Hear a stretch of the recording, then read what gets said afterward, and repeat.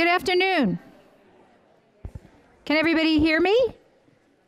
Okay, we're going to get started with our afternoon session, which is thinking about executive function and other psychological sort of processes and what their implications are for human services. So before I start, I just want to sort of see how many people in the audience are wondering, what are executive functions? Nobody. So everybody knows. Oh, a few people are willing to. Well, hopefully this will be lots of new information for people, because I think what we know is that we've had a lot of sort of discussions about toxic stress and executive function as they relate to kids, but we really are going to expand that conversation and think about how they apply to adults and how they apply to human services programs generally. What I'm going to do is I'm just going to give you just a little bit of framing about why I think we should care about this topic. And then we have an incredibly distinguished panel of people who will both give some background on what are executive function skills, some of the science and the theory, and then how that is being used in practice. So with that, I'm going to get started with some background. So when I think about executive function, there are 4 reasons why I think we should care about executive function and what opportunities it provides for us in workforce and other programs that affect adults. And I'm going to just go through these quickly, and then I'll give you some examples of why I think this is true. One is that if you look at all of our employment programs and all the evaluations that are presented at this conference and have been presented over the years, we definitely have programs that have had significant impacts, but those impacts are generally modest, and it leaves many people either without stable employment or without employment at all. So we have a long way to go to actually get to the point where people are really achieving economic self-sufficiency. The other is that, as you heard this morning, we really are in a changing labor market, and we have had declining employment among single mothers for probably the last 10 years. And the other is that our cash assistance system has changed, so there are very few families who are receiving cash assistance, so their only way to really be able to meet their family's needs is through work. So that really sort of creates a whole new realm of why it is important to actually focus on how can we build skills and make sure people are successful. And finally, we have one example from this, from our sort of world of workforce programs of evidence of we actually teach life skills, which are often sort of part of what we think of as executive functions, that we can do better than we've done. So now what I will do is just sort of show you some graphic representations. So if you look at this slide, what this slide shows is this really takes some of the most effective employment programs that we've had and says, what did we achieve for actually having stable employment? And as you can see on this slide, the best we've done in any of these programs was in the Portland program, which was a mixed model, which allowed people to both do job search as well as to do some short-term training. We had 38% of the people in the treatment group who actually had employment for 4 consecutive quarters. That leaves a very big gap in terms of people who didn't have stable employment. So this is what I think we should be thinking of, or what are the new strategies that we can think of to really do a better job there.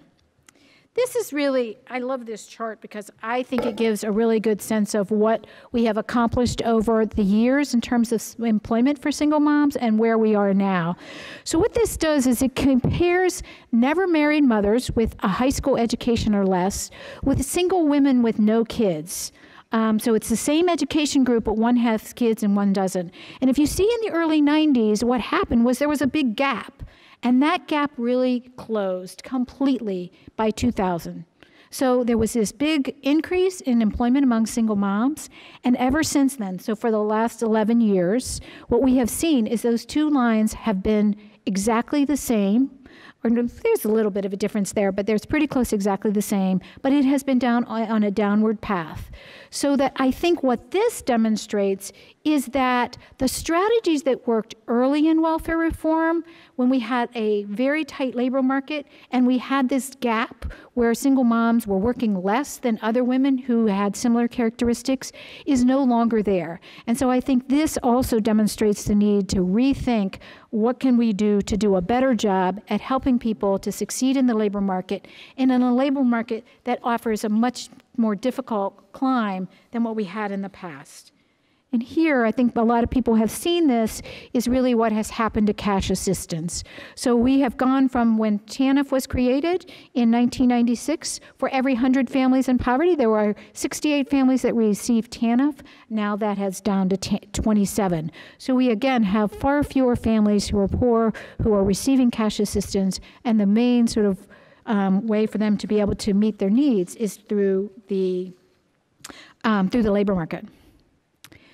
This is what I sort of always use to demonstrate that I think that thinking about executive function holds promise and why we should be devoting more attention to it. This is evidence from a program called Building Nebraska Families, which was part of an OPRE-funded rural welfare to work evaluation. And what Building Nebraska Families was basically a home visiting program that taught life skills. So it taught things like goal setting, and it worked with families to set goals. It worked with families around time management. It worked with families around emotional control and working with their kids. So a lot of planning skills, prioritization, how were they going to live? This program did not have a specific focus on employment. It was an adjunct to the regular employment program that was in place at the time. And if you remember what we saw before, where it was under 40% was the highest we've ever seen, this is for the most disadvantaged group, not for the group as a whole. And what you see is here, for the people who participated in the program, there were 46% who had stable employment. They were employed every month for 12 months consecutively. So this program outperformed any of the other programs we've seen, and by a very large margin, and for the most disadvantaged group of families that participated. You can also see from this that there were a significant number who moved from low-wage to high-wage jobs during the 3 years of the evaluation, who were employed with higher wages. So this is just, we rarely see impacts this big or this consistent, and particularly not for this group. So I think this gives us hope, or gives me hope, and I hope it gives others hope, that there is, if we really start to think about ways to do things differently, that we can really improve what we do in our employment programs. And I just wanted to just let people know, we have started to just sort of work with programs and people who are interested in learning more. And we have a website called buildingbetterprograms.org to just create a community of people who are interested in this issue. And you can go there, we have webinars, we have a lot of information. So you can go there and get all of that. And with that, what I want to do is to turn it over to our panel. So what I'm going to do is I'm going to introduce our panelists each individually, and they'll do their presentations, and then we will have time for lots of time, hopefully, for question and answers. So we're going to start with Adele Diamond, and we are very lucky to have Adele with us. Adele is the Canada Research Chair and the Professor of Developmental Cognitive Neuroscience at the University of the British Columbia in Vancouver, Canada. That's a mouthful. She really is a leader in two fields, psychology and neuroscience, and she is at the forefront of research on complex executive functions, which includes self-control, self-regulation, creative problem-solving, and reasoning. And her work has shown that executive functions can be improved at any age, from young to old. And recently, she's turned her attention to the possible roles of traditional activities like music, dance, circus, storytelling, and play in improving executive functions, academic outcomes, and mental health. She is also the recipient of many awards, including she was named a Fellow of the Royal Society of Canada, and she was named one of the 200 Outstanding Women of the 20th Century. And she received her BA from Swarthmore College, Phi Beta Kappa, and her PhD from Harvard, and she was also a postdoctoral fellow at Yale Medical School in neuroanatomy. So that's quite impressive. And I would just say, the thing that I always have said about Adele is that she not only writes scientific articles, but she writes some that I can actually read and understand. And I have found some of her articles very helpful in terms of understanding executive function and its implications. So with that, I'm going to turn it over to Adele. Thank you very much. Thanks very much. It's a pleasure to be here. So what are some of the abilities and skills that people need to succeed? If there was more time, I would ask for your thoughts. I'll give you my short list. One thing is that people are going to need to be creative. There have been problems we haven't been able to solve, like move people into the workforce, move people out of poverty. How are we going to come at that in a different way? How are we going to conceive of it in a different way so maybe we can succeed where other people in the past haven't? Then there's flexibility, the flexibility to take advantage of unexpected opportunities, the flexibility to get around unexpected obstacles, the flexibility to admit you're wrong when you get more information. An example of poor cognitive flexibility is given by Alexander Graham Bell. When one door closes, another door opens, but we often look so long and so regretfully upon the closed door that we do not see the ones which open for us. Another thing people are going to need is discipline. The discipline to work on things that you don't want to work on, that seem so overwhelming, that seem so frustrating, so boring. There are all kinds of other things you'd rather do, but the discipline to start and the discipline to see it through and finish. Evidence shows that discipline accounts for over twice as much variation in grades, as does IQ, even in college. And self-control. Having the self-control to resist temptations, to not act impulsively, to think before you speak or act and give the considered response rather than the reactive or impulsive one. And I could probably spend my whole time just talking about self-control. All of those are executive functions or depend on executive functions. So there are three core executive functions, and from those, reasoning, planning, and problem-solving are built, which are higher-level executive functions. I'm going to focus on the three cores. So inhibitory control involves resisting a strong inclination to do one thing and instead do what's most appropriate or needed. So that refers to the self-control I talked about and the discipline I talked about, but also selective attention. Inhibition at the level of attention, ignoring distraction. Inhibition can be critical in helping people to wait before speaking or acting, so that we think before we act instead of reacting impulsively. And we resist the temptation to answer right away instead of taking the time we need to give the better, more considered answer. And with little kids, what we do is a Stroop-like test, which we call day-night. When you see a black card with a moon and stars, you're supposed to say day. And when you see a white card with a sun, you're supposed to say night. So you have to inhibit saying what the cards really represent and instead say the opposite. While we practice with the kids to make sure they know what they're supposed to do, everybody starts off fine, but the little kids end up going back to what the cards say. So we realized that the kids who took their time did better. And within child, when a given child took his or her time, the child did better. So how are you going to get a 4 or 5-year-old to take their time? Telling them to wait has zero effect. So what we did is to come up with this strategy where the experimenter chanted a very short ditty after showing the card. And you might think that jabbering at the child when the child's supposed to be figuring out the answer might get in the way. But in fact, the children do much better. They're a chance without that ditty, but with that ditty, giving them a time between when they see the stimulus and when they respond, they're up about 90% correct. Children with better inhibitory control, that is kids who were more persistent, less impulsive, and had better attention regulation as little kids, 30 years later as adults, have better health, higher incomes and better jobs, fewer run-ins with the law, and a better quality of life than other kids who, when they were young, had worse inhibitory control. And that's controlling for almost every variable under the sun.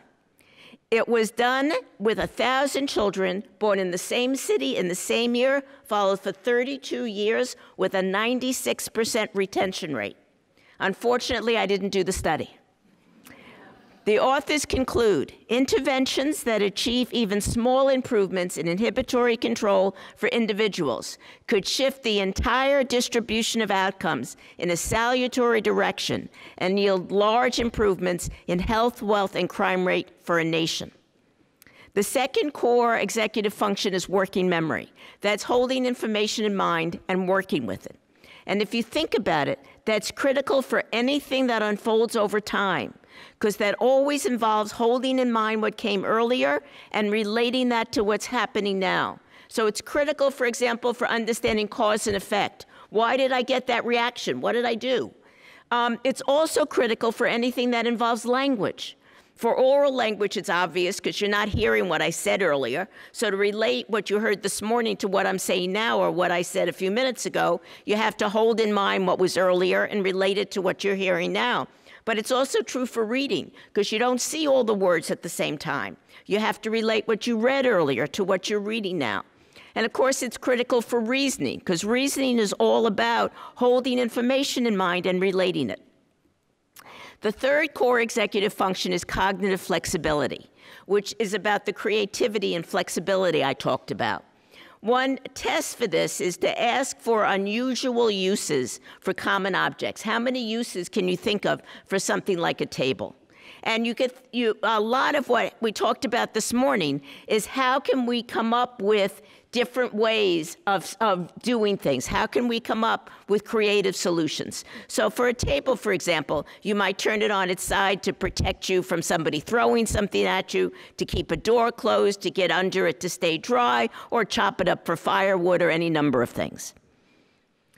How can we stop ourselves from getting really upset when a child misbehaves? What we usually get upset about is the intent we think is behind the action. We can use cognitive flexibility to reframe so we don't get so upset. A child might be acting in the most awful manner because he's been terribly hurt and is afraid of being hurt again. So he'll push you away before you have a chance to reject him, or he'll test you to see if you're really somebody he can feel safe with. If we see the misbehavior as coming from hurt, we can react completely differently. Okay, very little is fixed or unchangeable. Biology is not destiny. 90% of your genes are switched off. To a large extent, our experiences and our reactions to them determine which genes get turned on or off, and when this happens and which stay on. That's epigenetics. And brain-based does not mean unchangeable or fixed. Experience and activity change the brain throughout life, and that's called neuroplasticity. Executive functions depend on the brain, but they can be improved. There are basically three ways to improve executive functions. One is to work on them, to train them, to challenge them, and to keep working at practicing them so you keep getting better. Another is to work on reducing the things that impede or impair executive functions, like stress. Either reducing the stress a family or a mother is under, or helping the mother better cope with the stress so her experience stress is less. And the third way is to help people circumvent the need for executive functions. So for example, I don't remember as well as I used to, so I write myself notes. The notes aren't improving my memory. The notes are giving me a crutch, given that my memory is no longer so good. Executive functions depend on prefrontal cortex and on the other neural regions with which prefrontal is interconnected. Nowhere is the importance of social, emotional, and physical health for cognitive health more evident than with prefrontal cortex and executive functions. Prefrontal cortex and executive functions are the first to suffer and suffer the most if you're sad or stressed, if you're lonely, or you're not physically fit. Conversely, we show better executive functions when we're happy, we feel socially supported, and we're physically fit. If we ignore that someone is stressed, lonely, or not healthy because of poor nutrition, lack of sleep, or lack of exercise, those unmet needs will work against that person exercising the executive functions he or she needs to function properly at home and at work, and which that person is capable of, were those things not true in the person's life. Our brains work better when we're not in a stressed emotional state, and that's particularly true of prefrontal cortex and executive functions. This is one of the reasons why. Dopamine is an important neurotransmitter in the brain for many brain regions, but mild stress selectively affects dopamine and prefrontal. It floods prefrontal cortex with dopamine, just like gasoline floods your car engine, making it hard to function. Flooding prefrontal cortex with dopamine makes prefrontal cortex hard to function. And that's what stress does. We're better at selective attention when we're happy. We're worse at selective attention when we're sad. People show more creativity when they're happy. Stress impairs executive function and will cause anyone to look as if that person has an executive function impairment, like ADHD perhaps. When the person doesn't have an executive function impairment at all, the person is simply stressed. You may have noticed that when you're stressed, you can't think as clearly or exercise as good self-control. When I'm stressed, I reach for the chocolate. If you're stressed, your children will pick up on it. It'll cause them to feel stressed. If they're stressed, their executive functions will suffer and their school performance will suffer. So it's very important that parents be able to relax and find ways to relax. And to remember that when they make a mistake, it doesn't mean that they're awful. Just because they're imperfect doesn't mean that they're worthless. All of us are imperfect and all of us are wonderful. It's very important to remember that. We're not perfect, we're going to make mistakes, and that's normal and that's fine. And I can guarantee 100% that worrying about whether you're a good enough parent or not will not improve your parenting at all. It will only make it worse. Your humanity is more important than your knowledge or skill or doing the textbook perfect thing or having fancy things at home or expensive toys. The humanity that doesn't cost anything is what your child needs most. An example I give is the musician who plays from the heart or the musician who plays with the perfect technique but no heart. Who do you want to listen to? The musician who plays from the heart, of course. Jerome Frank, many years ago, studied all kinds of different psychotherapy to figure out which is the best. To his great regret, he couldn't figure out which was the best. None of them seemed better than the others. What mattered was the connection, the human connection between the clinician and the patient. If the patient really felt cared about by the clinician, the patient got better. And more recently, they've done the same findings over and over and over again. The client-therapist relationship trumps technique hands down. In studies looking at early child care education worldwide, what they find is the most important variable is not the number of children, the ratio of caregiver to children, or having the best materials. The most important thing is the caring relationship between the teacher or caregiver and the children. How do we show that we care? We take time, we listen, we give our time and our attention. The quality of our listening, rather than the wisdom of our words, is often what has the most impact. Touch relieves stress. Exercise relieves stress. And my slides will be available later so you can write down references if you're interested. Mindfulness reduces stress. Pets reduce stress. Pets in the classroom produce better grades because the children are less stressed. Attentive listening relieves stress. When a child doesn't feel understood and listened to, little things can become big problems. In fact, Gottman spent his whole life studying marriage, and he found that if the wife felt she was understood and heard, the marriage was essentially divorce-proof. It was the importance of being heard and understood. Putting feelings into words produces therapeutic effects on the brain. And I'm running out of time, so I won't go into this. But what happens is when you're really upset, the amygdala is screaming. It's like a fire alarm going off in your head. When you can get those feelings into words, when you can wrap your head around it, prefrontal cortex gets more active and it calms down the amygdala. It's the same thing for being insecurely attached as a young child. Normally, the norm is that if you were insecurely attached, it's likely that your own children will be insecurely attached. But if you can wrap your head around what happened to you as a child, not make it okay, but make it understood, then it's much more likely that your children will be securely attached. Okay, we're not just emotions and intellects, we also are social, and our brains work better when we're not feeling lonely or socially isolated. And that's particularly true for prefrontal cortex and executive functions. And this is evidence that you can read about later. We're fundamentally social.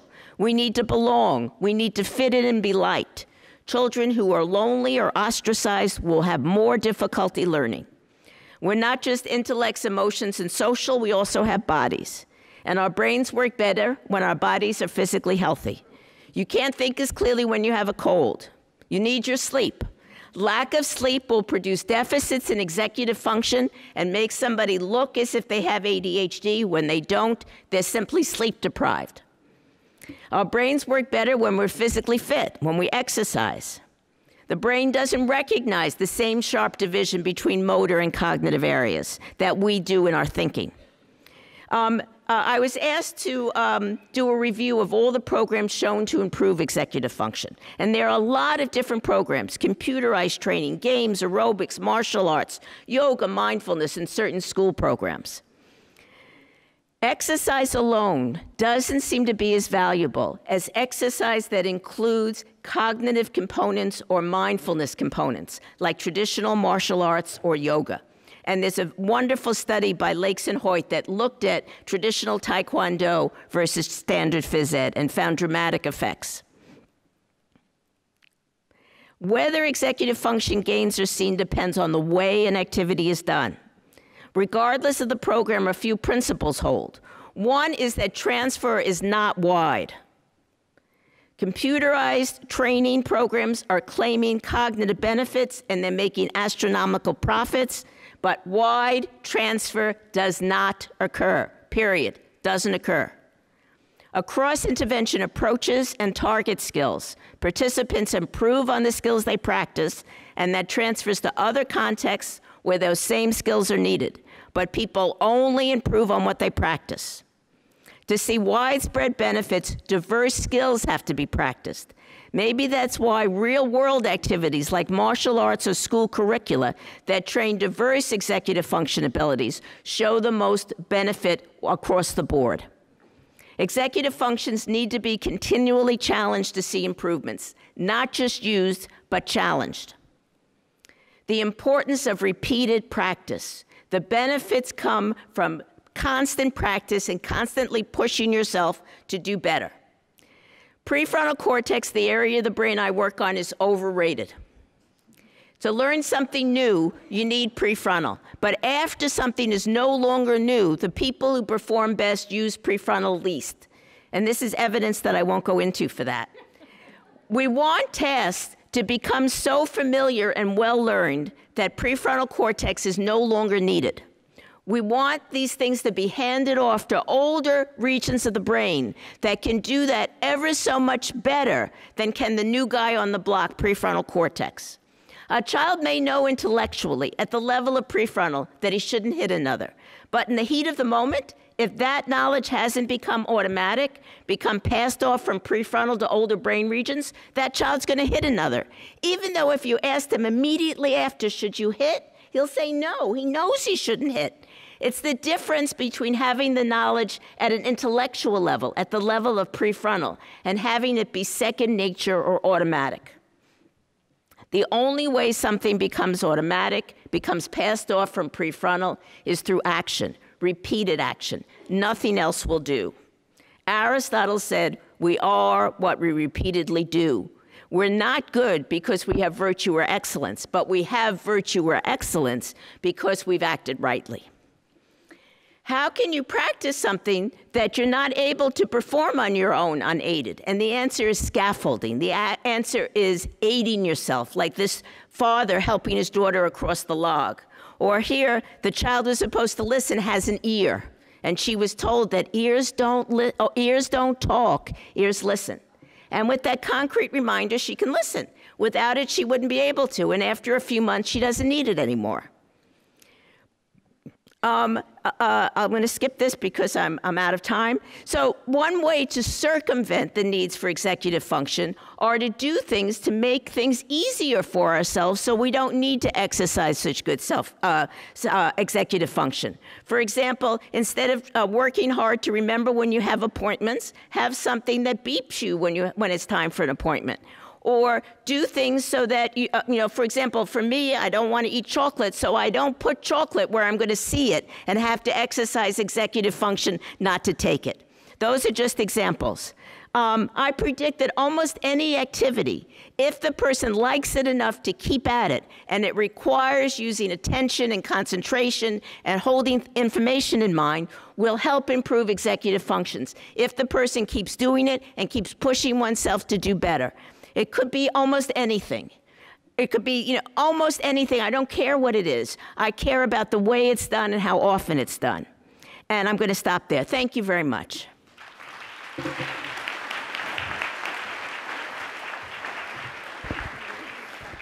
Thank you very much, Adele.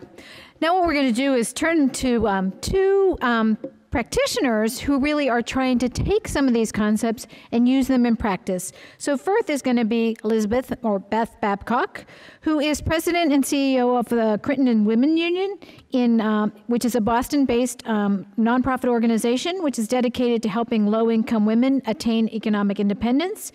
And since 2006, Dr. Babcock has led Crittenton Women's Union to be nationally recognized for its applied research and program innovation related to economic mobility, and executive function is very much a part of that.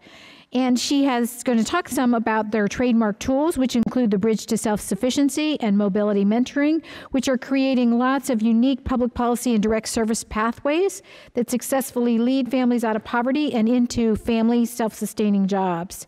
They also, what's unique about CW is they also think of themselves and are an action tank, which they combine direct services, research, and advocacy, which allows them to rapidly deploy and evolve new anti-poverty strategies. They're constantly changing, learning in a holistic, long-term, and individualized way. And Beth has, besides her work that she does at CWU, she spends a lot of time on the road talking at places like this. She has also been an adjunct professor of strategic management in lots of different organizations. And she has a master's degree and a PhD in nonprofit strategy from Harvard University. So with that, I'm going to turn it over to Beth to be able to tell us about how at Crittenton Women's Union is using these principles in their programs. So Beth, it's all yours.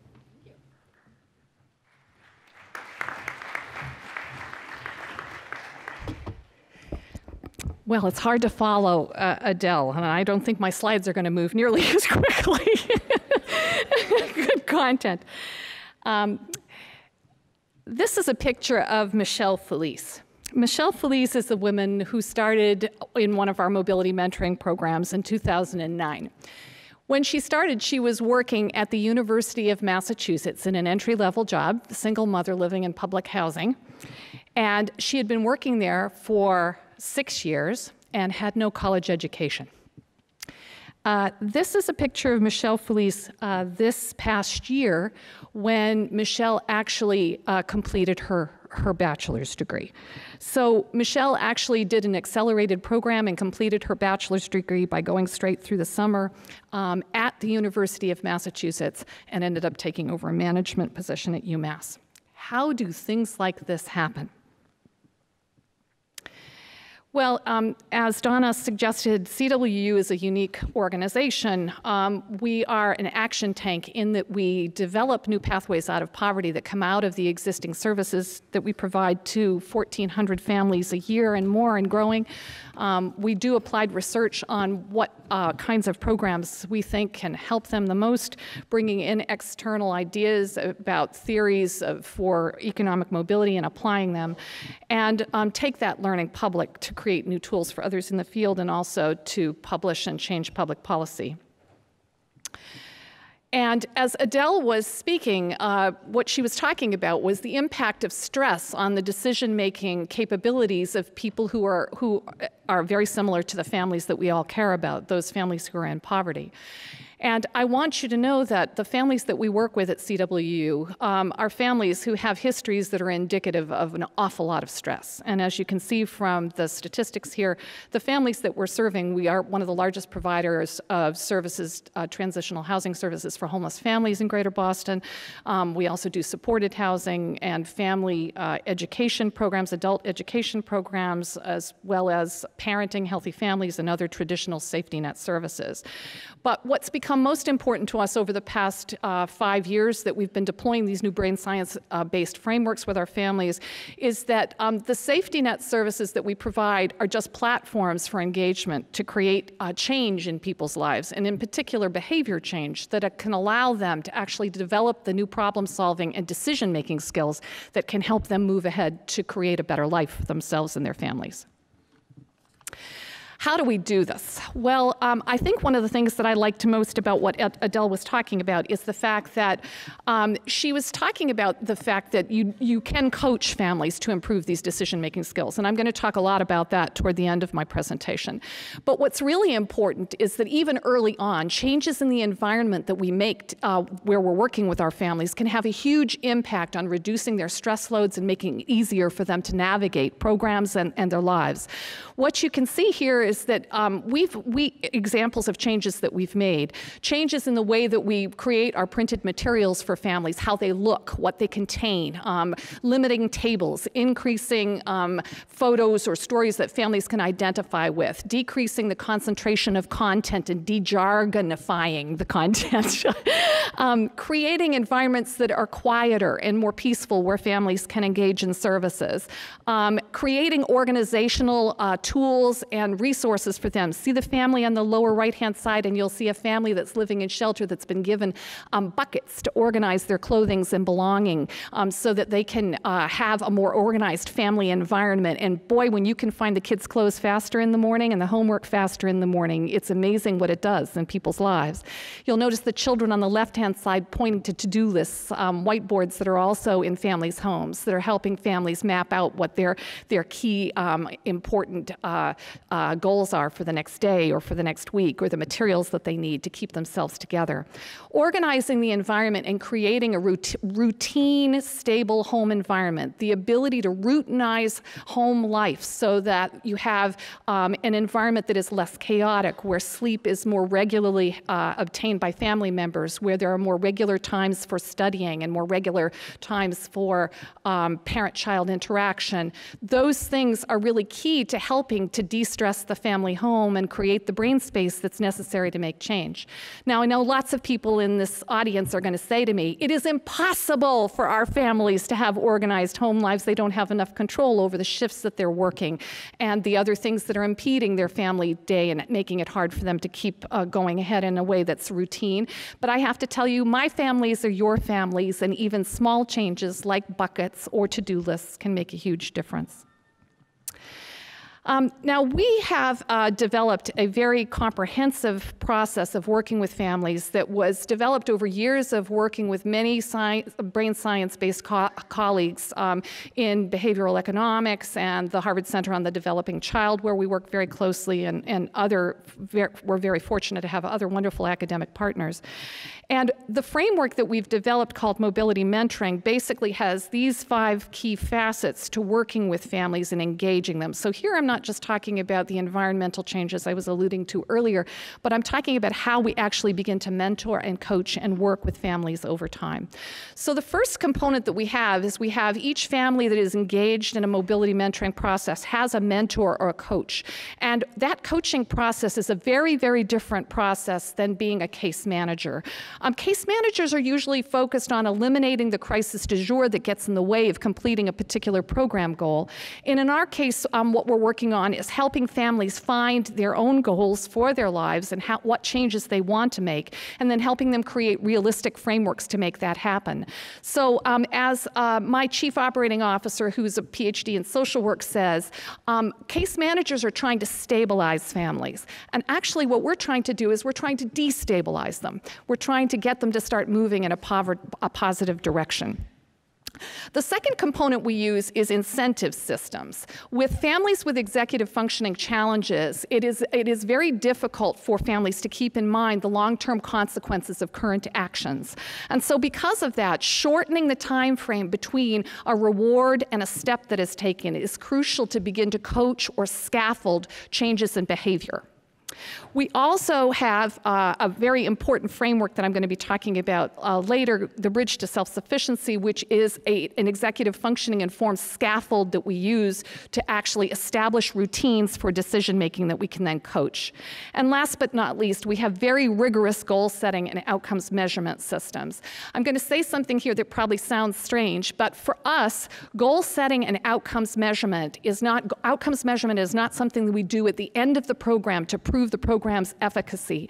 Outcomes measurement is the program. It is the integral, central structure on which the coaching is done. The way that that happens is we use what we call the bridge to self-sufficiency, which is an executive functioning informed scaffold that allows the brain to be able to do something that it normally wouldn't be able to do when under stress. And that is to take a look at 5 different key areas that are crucial to economic mobility. The areas of family stability, well-being, financial literacy, career knowledge, education, and training, and to basically look at where one's strengths and weaknesses are in all of those areas, understand the interconnections between what's going on in all those areas, and the ability to start teasing them apart to set goals for moving ahead.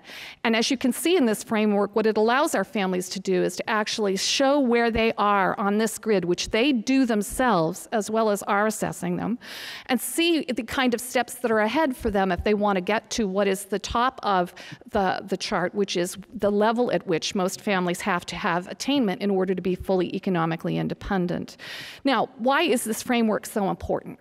Because this framework and the goal-setting processes attached to it set up a process whereby families are practicing, analyzing their lives, analyzing their problems, analyzing the strengths and weaknesses in their lives and their daily routines, setting goals for what they want to change, assessing whether they have achieved the goals that they have set before, assessing the kind of plan B or alternate strategies that they might have to have in place in order to be able to attain those goals in the future, moving ahead and setting goals again and analyzing their problems again and setting their priorities again, and looking at what held them back and prevented completion in the past again in ways that are directed by them toward the goals that they want to set that are going to lead ultimately to the big changes in their lives.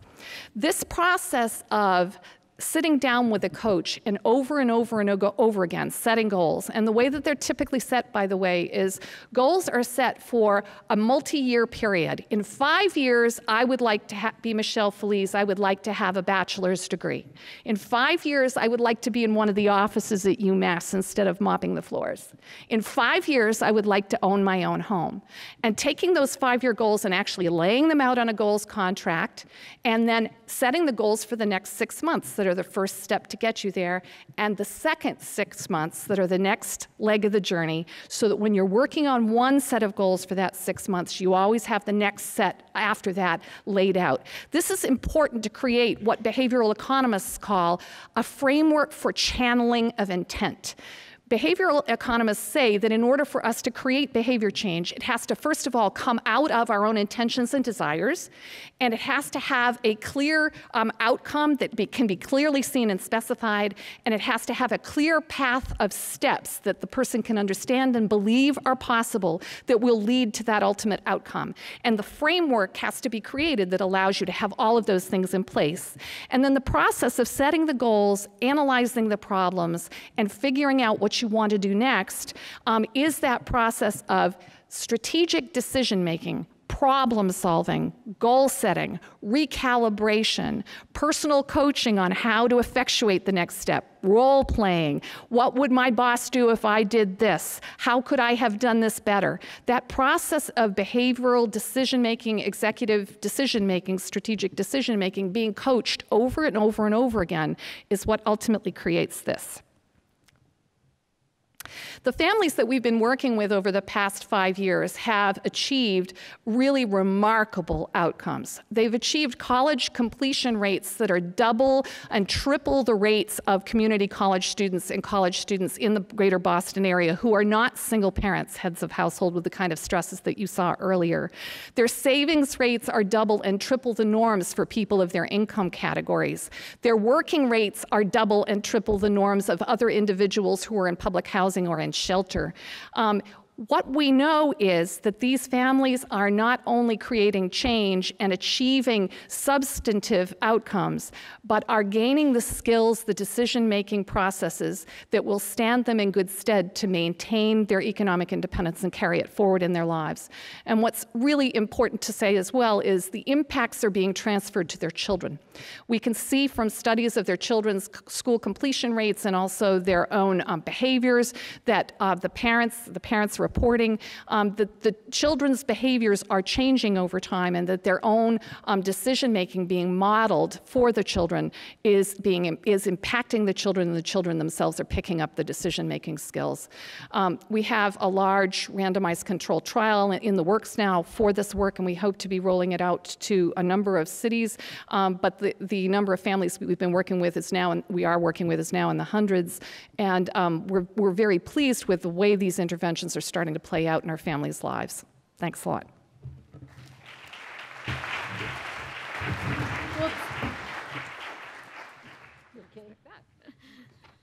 Thank you, Beth.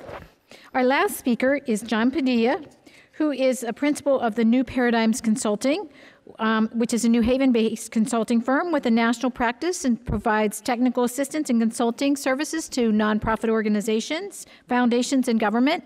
And formerly, John was the Associate Director for Workforce Development at the Annie Casey Foundation. And he has been working closely with the New Haven Moms Partnership, where he is leading the implementation of the partnership's workforce and economic mobility strategies. And in that role, John is leading collaborative efforts on a workforce program design that integrates mental health and wellness, development of a new job readiness curriculum that's based on cognitive behavioral therapy, and he's also designing new behavior program interventions that are informed by research and evidence from the mental health world. John is a graduate of Wesleyan University, and he holds an MBA from the executive program at the University of New Haven, and where he was also a recipient of the graduate school's Seton Award for Leadership, and he also earned a certificate from the Minority Management Training Program at the Tuck Business School at Dartmouth College. So again, welcome John, and he's going to talk about his work at the Moms Partnerships.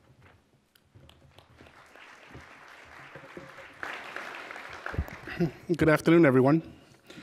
Let me get this right. Okay, so as Donna said, I'm going to talk to you about a program that's ramping up and give you some insight as to how we are thinking about executive function, how we incorporate this into a different kind of workforce model. I'm going to quickly go through what the partnership is, tell you a little bit about the providers experiencing executive function when folks come through their doors, talk about how Moms is applying the research in terms of our workforce practice and what a EF-informed design could look like, and then spend a minute on what some of the policy implications are in taking this, these ideas to scale. The Moms Partnership was launched in 2010, and it's a community-wide partnership in New Haven between the Yale Medical School and about a dozen community organizations and local and state government. That's intended to address the high incidences of maternal mental health in New Haven. At the end of April, almost 2,000 women were enrolled in the Moms Partnership, and Dr. Megan Smith of the Yale Medical School is the architect of the partnership. As I say, she's the brains behind the science. New Haven's a microcosm in terms of our national state of affairs, where women are at the highest risk of depressive, anxiety, and addictive disorders during their childbearing years. So in New Haven, we see that 54% of children under the age 3 live in poverty in a household headed by a single female. For low-income women with young children, about 50% of them live with some symptoms of depression. And early Head Start mothers report 20% illicit drug use, not too different from what we often find nationally. Outreach for the Moms Partnership is conducted by community mental health ambassadors, as we call them CMHAs, who engage women in places where they congregate. And these could be things like laundromats, school bus stops, grocery stores, nail salons, events in the community, etc. CMHAs administer the initial needs assessment for moms. They conduct surveys. They teach a stress management course. They also run Zumba classes. They connect moms to mental health services, and they advocate for them with public systems. The programs and services are driven by the overarching value that moms is responding to the needs and wants of the moms. The mothers want help achieving their goals, not goals that are identified for them. And we find that these goals include, number one, getting a job, and number two is making their children proud of them. The issue of going to work has begun to rise as more and more women get connected to mental health services. And in many cases, it's about women going back to work. A lot of the women that I've encountered in moms have had good careers, and something happened in life. Things fell apart, and now, having been connected to services, getting the kind of supports that they need, a number of women are coming back to moms and saying, who do I talk to about going to work? And that's where I come into the equation. Wrong way. So we have a new theory of change that is really talking about a mother's ability to escape poverty. We know that mothers who are depressed, women who are depressed, people who are depressed, have difficulty getting and keeping a job, which in turn leads to lower income over a lifetime and more unemployment over time. It also leads to increased absenteeism and reduced productivity among those who do have jobs. One ACF study in 2002 found that mothers with children in early Head Start were able to improve their employment through training and actual work experience. However, those moms who had symptoms of depression in that same study did not see improvements. Our theory of change combines mental health interventions with employment services to achieve stronger outcomes for children and mothers. In terms of promoting family economic success, we're bundling workforce, asset building, and benefits access services, and we're looking for an effect size of about $4,000 a year per family. There is research out there that indicates a sustained income at that level can actually have improved outcomes for kids. And in terms of promoting improved mental health, we're looking for an effect size for cognitive gains for children as a result of treating mom's depression. So I'll be the first to confess that when I was a practitioner and I saw folks walking into the office and they had these kinds of characteristics, I would tell my staff, work with the folks who want to work with you. Don't waste your time someone who doesn't want to be here or isn't serious about what we have to offer. Today, I understand this very differently. Our response when we see folks coming into the doors of our programs with these kinds of characteristics typically has been to screen them out of the program, try to fix their quote-unquote bad attitudes, teach them life skills, which more often than not totally miss the point, provide them tight program structure and accountability, refer them elsewhere, and if all that doesn't work, ignore them. What actually may be happening is we're looking at adults who may have mental health conditions such as trauma, depression, anxiety, and stress. They may have repeatedly failed in their efforts, largely due to undiagnosed or untreated health needs. They have low levels of resilience, perhaps might even have an undiagnosed learning disability, and certainly have underdeveloped executive function skills. Some of you hear about executive function being the air traffic controller. I'm a music guy. I like to think of it in terms of a symphony, right? We all have noises coming through our heads, and the EF, the executive function, basically controls that and brings harmony to it. As Adele explained, there are lots of things that go into EF, and as I looked at what one definition was, I came to the conclusion that it's really, executive function is really a generic term that refers to a variety of different capacities that enable purposeful, goal-directed behavior, including behavioral regulation, working memory, planning, organizational skills, all the things that Adele explained so wonderfully. And in terms of parenting and employment, executive functions make it possible to pause and take time to think before acting, deal with novel challenges, resist temptations, and stay focused. I'm going to breeze through this one because Adele covered it well again, but the core executive functions, inhibition, working memory, cognitive flexibility, these are the things that we're really focused on in terms of our job readiness and employment preparedness. And I'm going to talk to you briefly now about what we think this means for workforce services. In the workforce field, I'd say that one of the traditional approaches to job readiness has been to give the approach to job readiness has been task-oriented and geared toward learning workplace-related skills in the context of a job readiness course. Little attention has been given to building cognitive and behavioral skills, and by that I mean skills like planning, organizing, and self-awareness, and behavioral skills, things like response inhibition, attention, and persistence. We know that executive function skills are trainable. You can actually develop exercises and techniques and tools to actually help people improve executive function. And at the Moms Partnership, as we build out our workforce strategy, we're building in a strong layer of cognitive training and skill building in order to build self-awareness. And by that I mean knowing your strengths and weaknesses. Self-management, the ability to cope with change and stay committed. Social awareness, meaning being attuned to other people's emotions and concerns and the environment around you. And relationship management, the ability to manage conflict. Let me start by saying that in terms of job search and job readiness, simply giving information and advice does work for some people. The problem is that for less prepared people, those with low literacy, numeracy skills, the formerly incarcerated, and others, having information and or advice is simply not enough because often they don't know how to process and use the information being given. So skill building is a different paradigm which takes time to teach, time to practice, and time to get the coaching for participants so they can improve their skills over time. The approach is more interactive, yet it takes a lot longer. We're going to test the hypothesis at Moms that focusing on the cognitive aspects of employment and parenting will lead to better results, both as an employee and as a parent.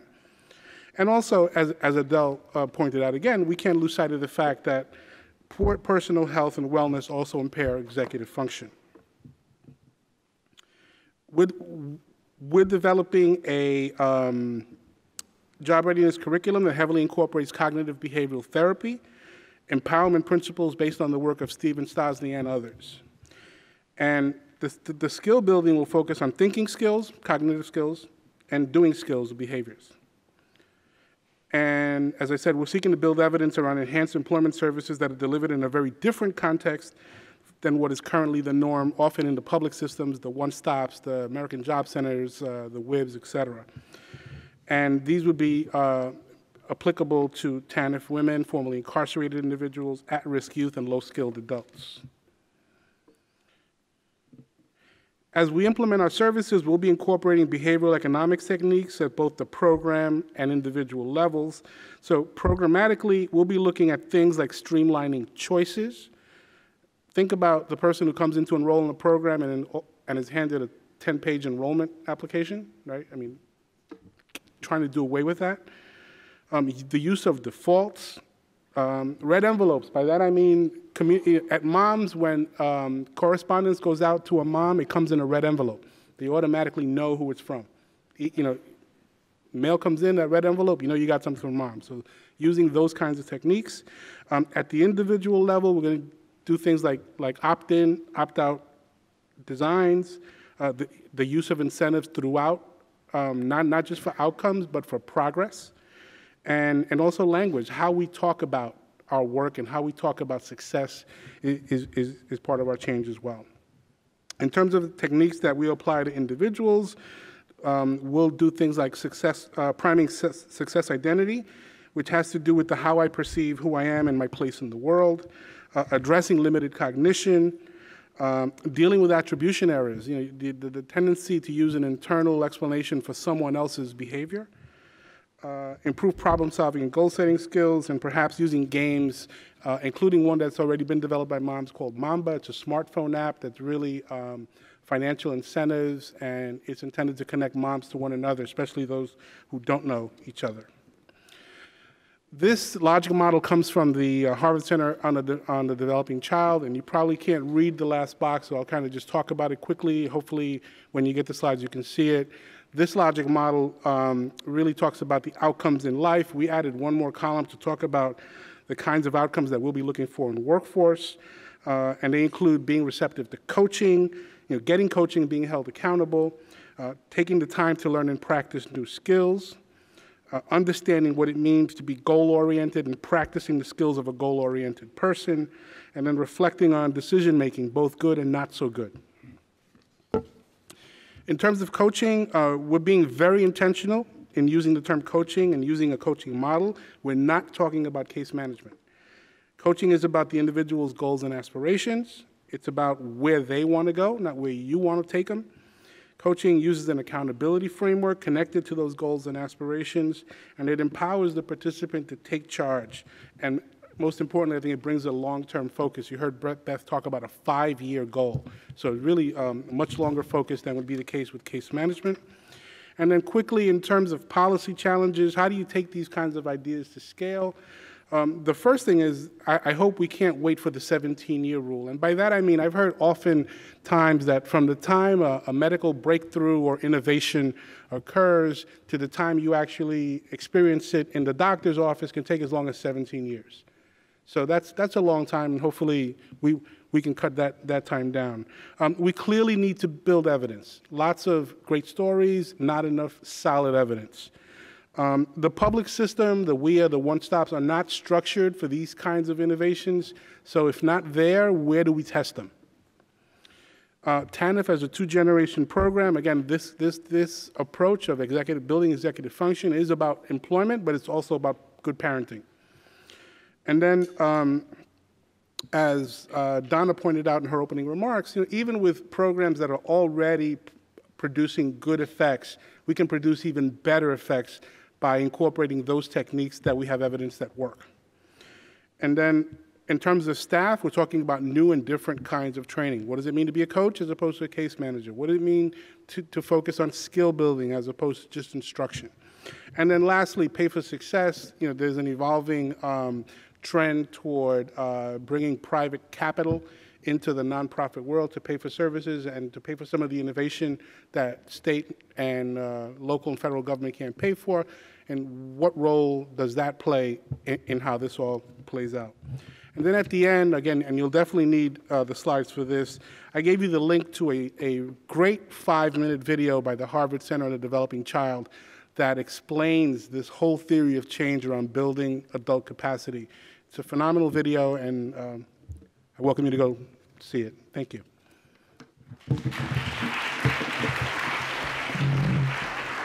Okay, I'd like to thank all of our panelists. That was a lot of information, and we hope people have lots of questions. So we have about 12, 13 minutes for questions. So if people want to go up to the mics and ask their questions, we will get through as many as we can and hopefully all of them. Go ahead, sir.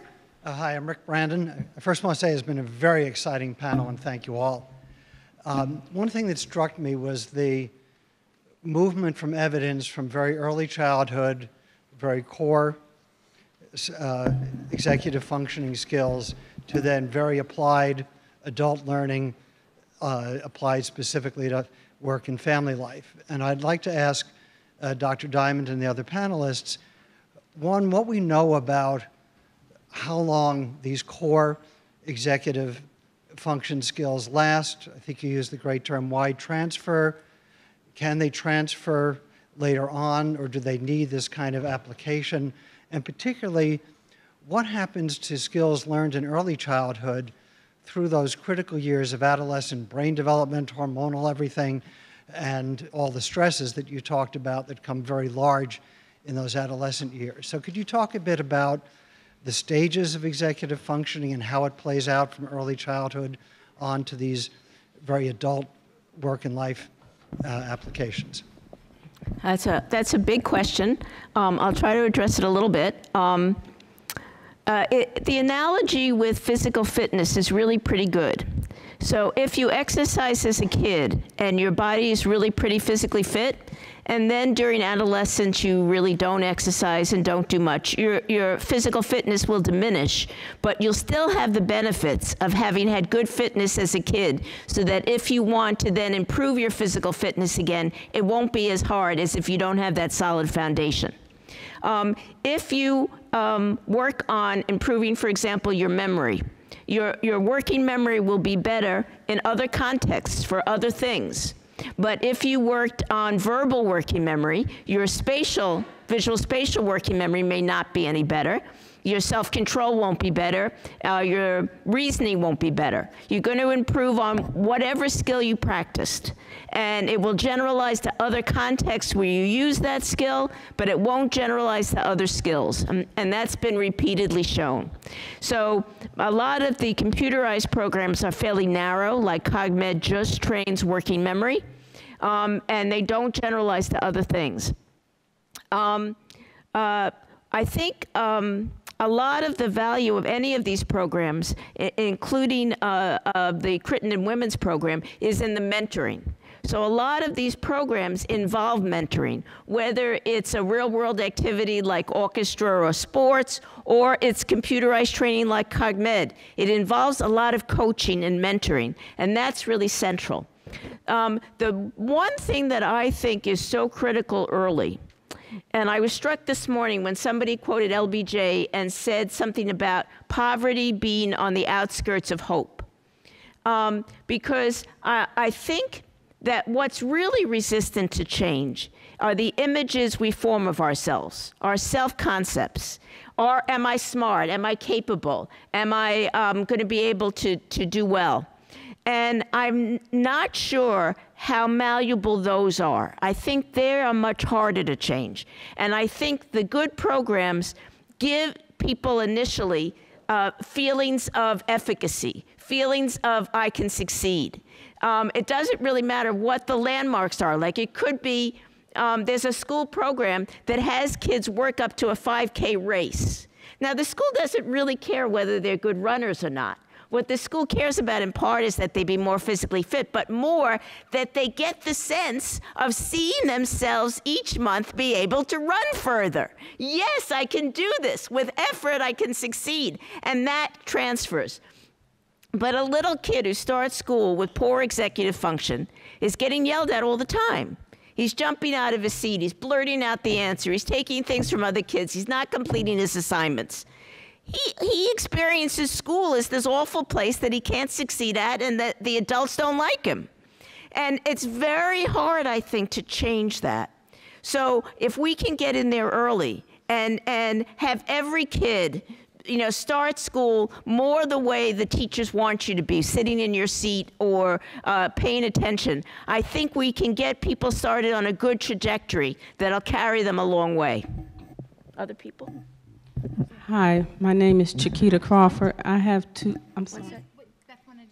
I just wanted to add one thing about that question, and that is that, we can't hear you. Push this? Okay, sorry. I just wanted to add one thing to what Adele just said, and that is that I think that, oftentimes when I'm working with Jack Schoenkoff and others at the Harvard Center, people talk about how do we coach to build this wiring back? How fast can it be built back? How much work does it take to build it back? And what I think gets missed in that is that adults have the capacity to understand their own shortcomings and to use and abet those shortcomings in planful ways. So a person who understands that they need to pause and reflect before taking an action can be a person who is either a coach so that that becomes internalized, or is coached to remember the song and sing it to themselves, to count to 10. You know, we develop all kinds of crutches as adults that if we're taught to anticipate problems, if we're taught structures for decision making or problem solving, we can actually augment the wiring that we have that may not be built out in the most perfect way, and in those ways can learn to help ourselves. I think what we have going on with our women is a combination of significant change going on in terms of their actual cognition, coupled with wisdom that they're gaining about how to help themselves in their strategic decision making. Okay, thank you. Hi, my name is Chiquita Crawford. I have two questions. Can you speak a little louder? Okay. Hi, my name is Chiquita Crawford. I have two questions. One is, so what happens if you find out, I think when John was speaking, he was speaking about sometimes they may find out that some of the ladies that they're working with may in fact have some type of disorder or some sort of special needs. So I was already wondering that question when the other people were speaking. What would you do in situations such as that if somebody actually had a special needs, or in regards to executive functioning, if they had Asperger's or some form of autism that was high functioning? What would you do, and how would you find that out? Do you have some type of person on in that program that works with mental health issues that can help diagnose that and help work with that person, or are they automatically kicked out of your programs? That's the first question. Should I ask the second one first, or wait till you answer? I mean, next, or wait for you to answer? Okay. And Mom, the answer is that the CMHAs, the Community Mental Health Ambassadors, are the ones that do the initial contact. So those women are not clinicians, they're not medical professionals. They are lay people who've been trained in some basic techniques of mental health diagnosis, and they use a survey, and they use that survey contains an assessment where if there's an inkling or some evidence that this mom has a mental health condition, they get referred to someone else who is more trained. And then if in fact that bears out, they get connected to services. All right, and my second question is in regards to executive functioning. I work with a lot of people with autism and with special needs in general. So I was wondering, I don't know how to pronounce it, I can't see your sign, is it Adele or Odell? So if you find out about autism or someone with executive functioning concerns early enough, and especially if they have a diagnosis, is it possible to reverse the concerns with that if you work with them early enough, if they already have a diagnosis? And I'm not talking about a neurotypical or typical person, but someone with a diagnosis like autism or Fragile X or something like that.